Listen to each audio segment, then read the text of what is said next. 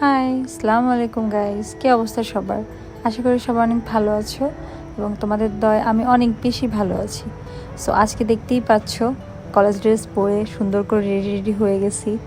তো আজকে হচ্ছে দেখছো তোমাদের ওয়েলকাম বলবো সেটাও মনে নাই।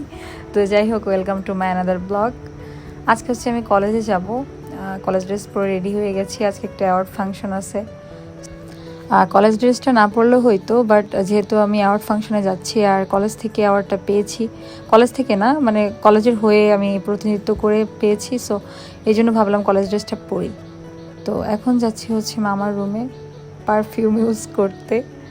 আমার পারফিউমটা একটু একটু শেষ হয়ে গিয়েছে, সো নিলাম, পড়ে যাচ্ছে।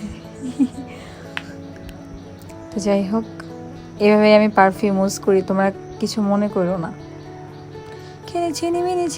ছিনিমিনি মনে ম্যাজিক মামনি। তো যাই হোক, ইউজ করা হয়ে গেছে। ভাই আমি প্রচুর ফাজলামি করি বাসায় বসে। তোমরা হয়তো আমাকে দেখলে বুঝতে পারবা না, বলবা যে মেরিনা পুরো অনেক অ্যাটিটিউড, কারোর সাথে মিশে না, কিন্তু একা একা যখন থাকি তখন আসলে ফাজলামি শেষ থাকে না। একটু পানি খেয়ে নিই, কারণ কখন আবার পানি খাবো ঠিক নাই। এখন খুঁজতেছি কিছু পাওয়া যায় কিনা হাতের মাথায়, যেটা পরে একটু ফার্স্টে পাইলাম মামার একটা টুপি।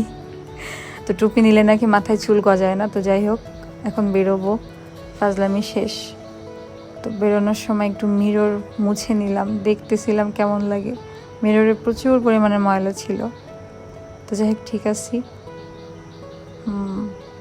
এখন টাটা। বের হয়েও গেছি, ভ্যানের জন্য ওয়েট করতেছিলাম নানাদের বাসা থেকে। তো ভ্যানে করে যেতে হয় বাজারের দিকে, সো একটু ভাব নিচ্ছিলাম। তো পৌঁছাই গেছিলাম, কলেজ রোডের দিকে যাচ্ছিলাম, হাঁটতেছিলাম আর মনে মনে ভাবতেছিলাম যে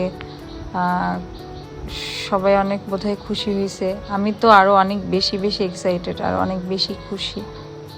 সো যাচ্ছিলাম, অ্যান্ড ফাইনালি স্যারদের কাছ থেকে অ্যাওয়ার্ড নিয়ে নিলাম। তারপরে যাচ্ছিলাম হচ্ছে ইউনো ম্যামের কাছে। এটা আসলে আমাদের উপজেলায় ওইভাবে পাঠায় নাই, বাগেরহাট থেকে দিয়েছিল, বাট আমি ডেটটা জানি না। আমারটা একজন নিয়ে আসছে, আমার এক বোন। সো অ্যান্ড ফাইনালি চলে গেলাম হচ্ছে ম্যামের কাছে, ইউনো ম্যামের কাছে। ম্যাম খুবই খুশি হয়েছিল।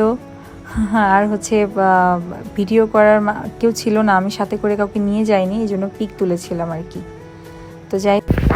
তো যাই হোক, বাসার দিকে চলে আসলাম। তো এসেই দেখলাম আম।